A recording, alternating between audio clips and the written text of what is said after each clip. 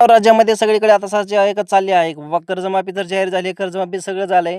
पण कर्जमाफीची यादी ही कधी येणार आहे? आता राज्यातील शेतकऱ्यांसाठी प्रतीक्षा संपतच आली आहे असं म्हणण्याचं कारण काय आहे? आता अजितदादांची उद्या जयंती आलेली आहे म्हणजेच 22 जुलै 2026 रोजी अजितदादांचे म्हणजेच आपले लाडके महाराष्ट्राचे उपमुख्यमंत्री अजितदादांची जयंती ही येत्या 22 जुलै 2026 रोजी साजरी करण्यात येणार आहे.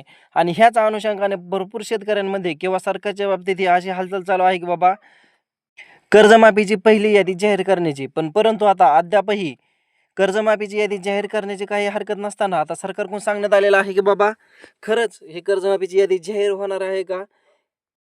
किंवा ह्या कर्जमाफी यादीचं काय होणार आहे? आता सगळीकडे चर्चा चालू आहे. कर्जमाफीची यादी उद्याच म्हणजेच 22 जुलै रोजीच होणार आहे.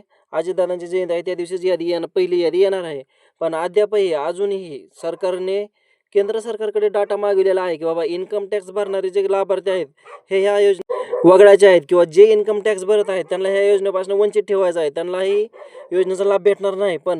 परंतु अद्यापही महाराष्ट्र शासनाकडे ही यादी अजूनही उपलब्ध नाही आहे की ज्यांच्याकडे बाबा इन्कम टॅक्स भरत आहेत अशा लोकांची अजूनही यादी नसल्या कारणाने अजूनही केंद्राकडून डाटा मागवण्यात आलेला आहे. पण अजूनही केंद्राकडून हा डाटा मिळाला नसल्यामुळे तर आज त्यांचे हे चालूच आहे लवकरात लवकर डॉक्युमेंट मागवणे किंवा यादी मागवणे व इन्कम टॅक्स जे भरत आहे त्यांची यादी मागवणे सरकारने तशी माहिती मागवलेलीच आहे. पण अद्यापही केंद्राकडून ही यादी देण्यात आलेली नसल्यामुळे आता ही खरंच जर आज 10 वाजेपर्यंत जर समजा म्हणजे आज 21 तारीख आहे, उद्या 22 तारीख आहे, आज जर ही यादी आली तर उद्या शक्यतो 100% पहिली यादी कर्जमाफीची मिळेल. पण आता बघण्यासारखं असं आहे की बाबा आज खरंच ही यादी येईल का? म्हणजे केंद्र सरकारकडून इन्कम टॅक्स भरणाऱ्यांची यादी जर आली तरच उद्या कर्जमाफीसाठी जे शेतकरी पात्र आहेत त्यांची पहिली यादी जाहीर होणार आहे.